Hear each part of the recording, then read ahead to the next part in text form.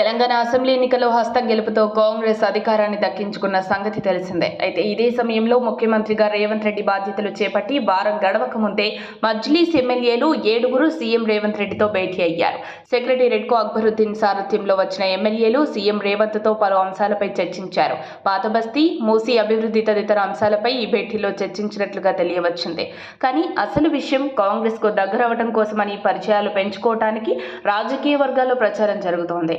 కాంగ్రెస్ ప్రభుత్వంలో ప్రొటెం స్పీకర్గా అక్బరుద్దీన్ను ఎంపిక చేసుకోవడంపై విమర్శలు వచ్చాయి.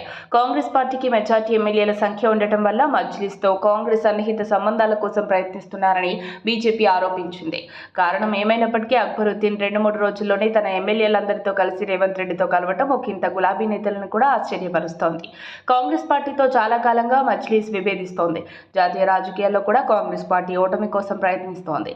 తెలంగాణలోనూ కాంగ్రెస్కు వ్యతిరేకంగా మజ్లిస్ రాజకీయం చేసింది.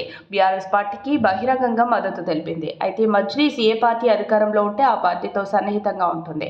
అధికార పార్టీలతో గొడవలు పెట్టుకోవాలనుకోదు. ఇప్పుడు కాంగ్రెస్ అధికారంలోకి రావడంతో పాత విషయాలు మర్చిపోయి మళ్లీ కాంగ్రెస్కు దగ్గరవుతున్న సూచనలు కనిపిస్తున్నాయంటున్నారు. హస్తం పార్టీకి సాధారణ మెజార్టీ కంటే 4 సీట్లే ఎక్కువగా ఉన్నాయి. అందుకే మజ్లిస్ మద్దతు ఇవ్వకపోయినా ప్రభుత్వం వైపు ఉంటారన్న సందేశం పంపితే చాలన్నట్లుగా కాంగ్రెస్ వర్గాలు భావిస్తున్నట్లు సమాచారం. మరిన్ని అప్డేట్స్ కోసం మా కాయ్ టీవీని సబ్స్క్రైబ్ చేసుకోండి. మా వీడియో కనుక మీకు నచ్చినట్లయితే లైక్ చేయండి, షేర్ చేయండి. మీ విలువైన అభిప్రాయాలను కామెంట్ బాక్స్లో తెలియజేయండి.